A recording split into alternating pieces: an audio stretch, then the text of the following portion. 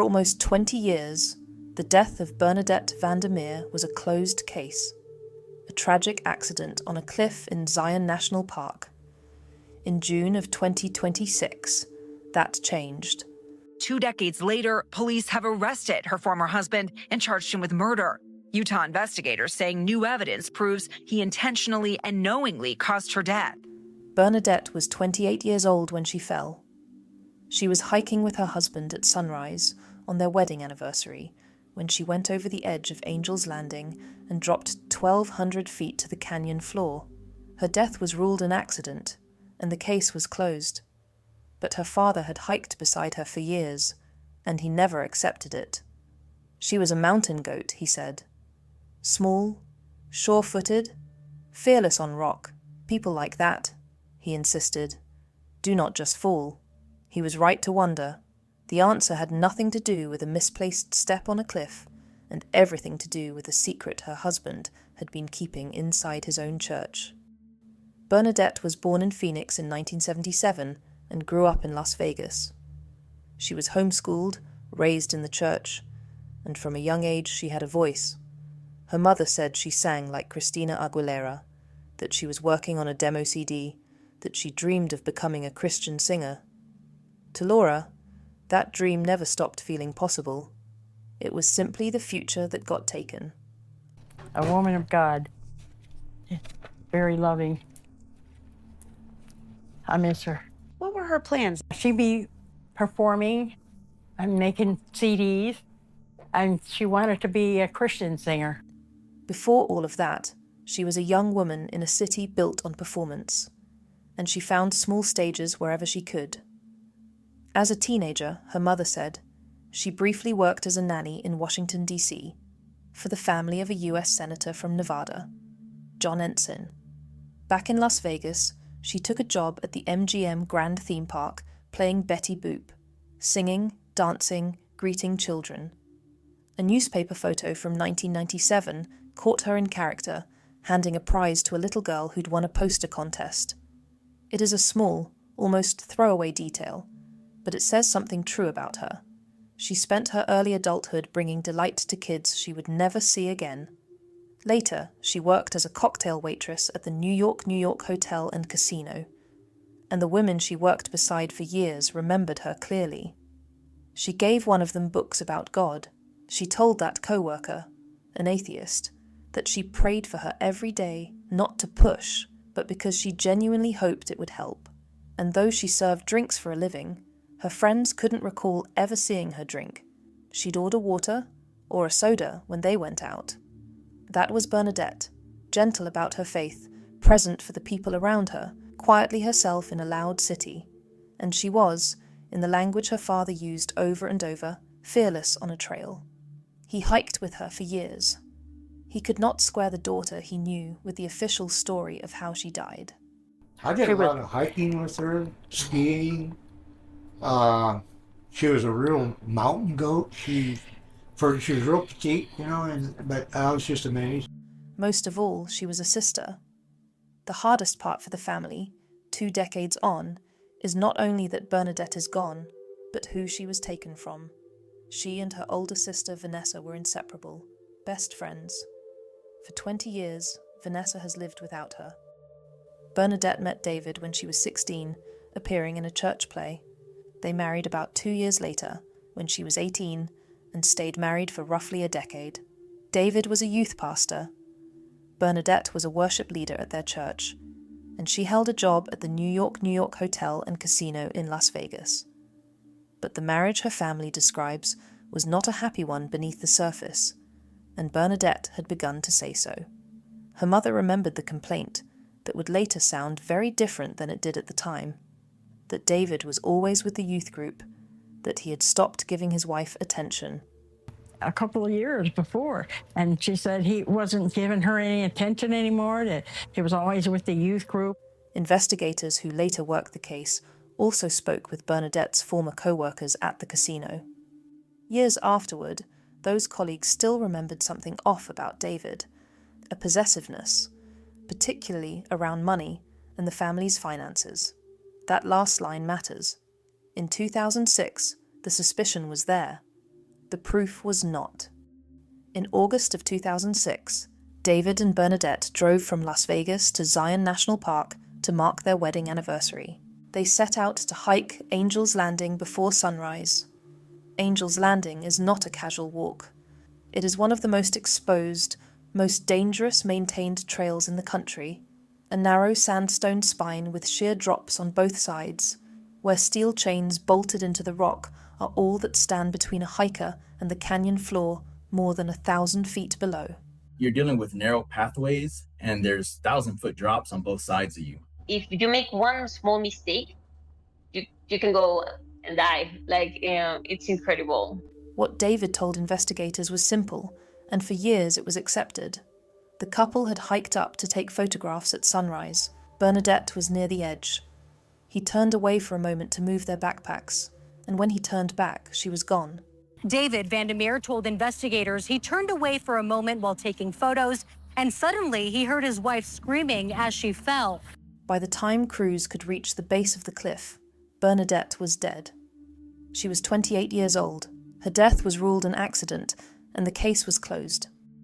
For nearly 20 years, that ruling held, and Bernadette became part of a grim tally. Angel's Landing is one of the deadliest trails in the national park system. More than a dozen people have died falling from it, and the park has since had to limit access with a permit lottery just to manage the crowds inching across that spine. Most of those deaths have been ruled accidents, people losing their footing, stepping wrong, not paying attention on a punishing trail. But there was a detail that would later separate Bernadette's fall from the others. The place where she went over was not the place where hikers typically slip. And narrow passages. More than 15 people have died from falls. A number of those deaths have been ruled accidental. But satellite imagery shows the spot where Bernadette is believed to have fallen is not a common place for accidental falls to happen. The hikers who know that trail describe the climb up as the deadly part. The chains, the crowds, the narrow exposure. The summit itself is comparatively flat. And yet, according to investigators, it was from that flatter, safer ground that Bernadette fell. The other deaths from that same spot, reporters found, had been classified as suicides or as suspicious. Bernadette's parents had never stopped believing it belonged in that second category. The case did not crack because of the cliff. It cracked because of the church. In April of 2022, investigators received a tip from a former member of David Vander Meer's youth group. The allegation was that David had used his position to groom children, and that, at the time of Bernadette's death, he had been in a sexual relationship with one of the teenagers in his ministry. Court records identify her only as SH. In April of 2022, law enforcement received a tip from a former youth member claiming David Vander Meer, the youth pastor at a church, was using his position of special trust to groom kids. According to the affidavit, the relationship had begun when SH was a young teenager and David was her youth pastor. It became sexual, she told investigators, when she was about 16 and continued until she was around 20. The document described gifts, gradual physical affection, and a secret phone David allegedly gave her so they could stay in contact outside anyone's view. But that first tip in 2022 went nowhere. No one followed up. The thread was left hanging for 3 more years. What finally moved the case was a second tip and a second look at SH's account. When investigators re-interviewed her, she described the danger Bernadette had unknowingly become, and she recalled one statement David had made that she had never been able to forget. It was, prosecutors would argue, the motive in a single sentence.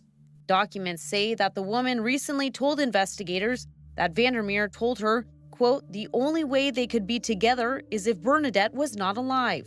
The timeline the affidavit lays out is stark. SH said she met with David on August 20th, 2006, to end their relationship. The very next morning, David and Bernadette left for Zion. 2 days after that, Bernadette was dead. And there was something else that had haunted Bernadette's mother for years. A conversation on the morning of the very day her daughter died. Bernadette had stopped by, troubled, and mentioned the life insurance. Because she came to me that morning and said, Mother, we upped our life insurance policy. And she said, but she didn't realize that he kept the other one as well. The life insurance became the second pillar of the prosecution's case. According to the charging documents, the couple had each carried policies worth around $150,000 to $160,000. And those policies were increased before Bernadette's death to roughly $600,000 each. After Bernadette died, after her death was ruled an accident, David collected.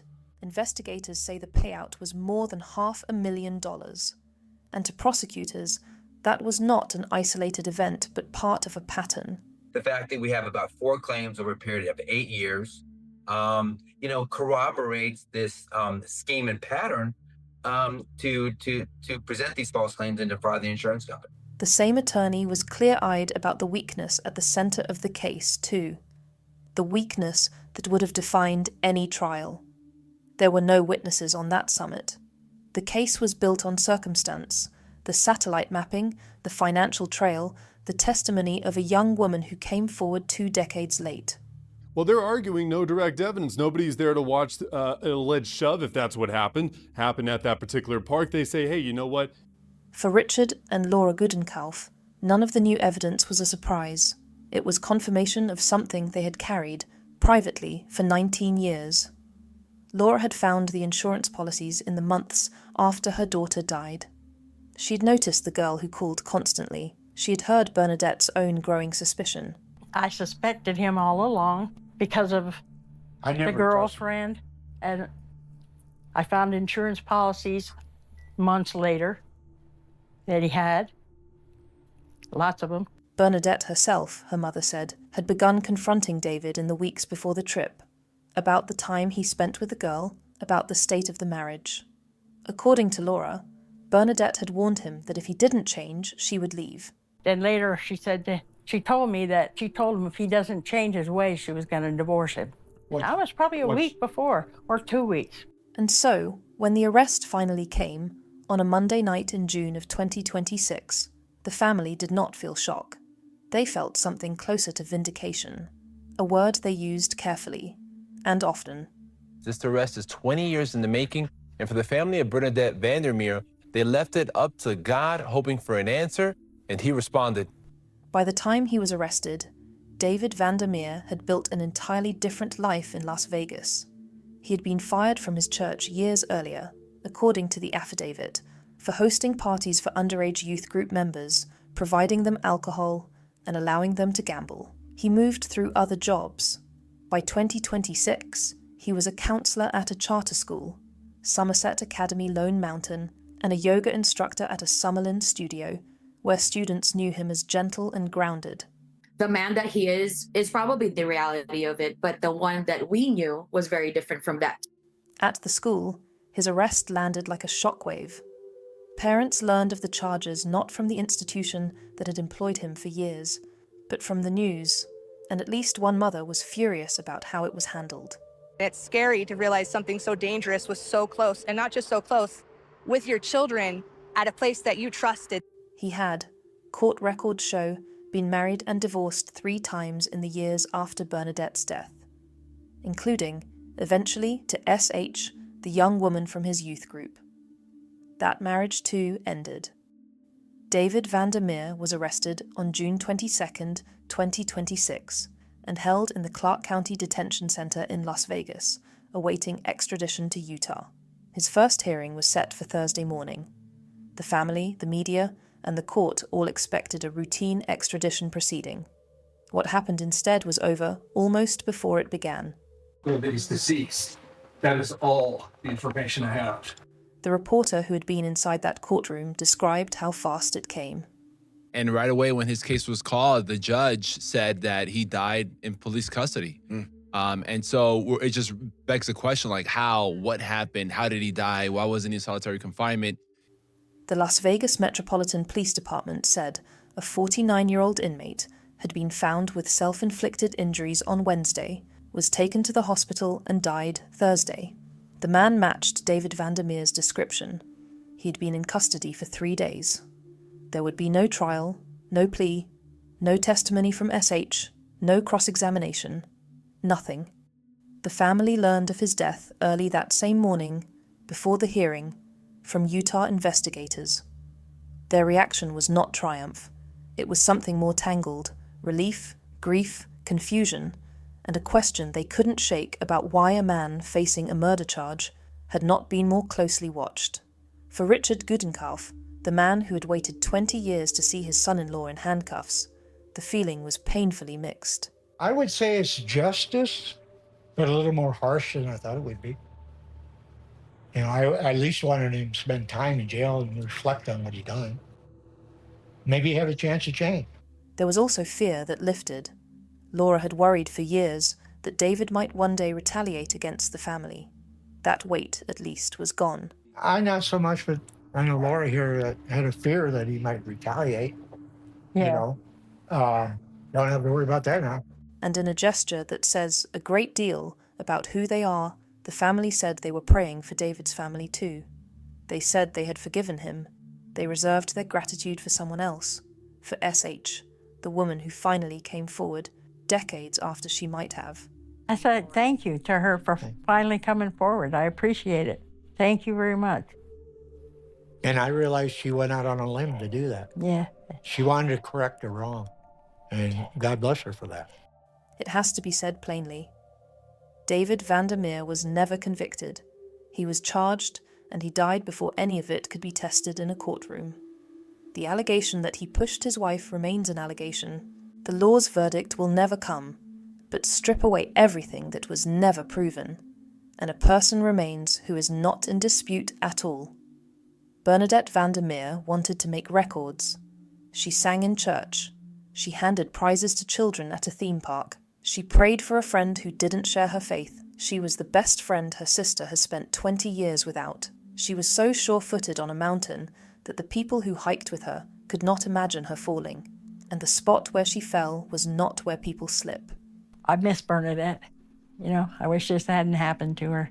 I really loved her. She was so special, so close. We were close since she was little. That is the part no courtroom could have delivered and no jail cell could undo. Bernadette was a person, a singer, a sister, a mountain goat, a daughter. And 20 years after a sunrise hike in Zion, the people who loved her are still missing everything about her.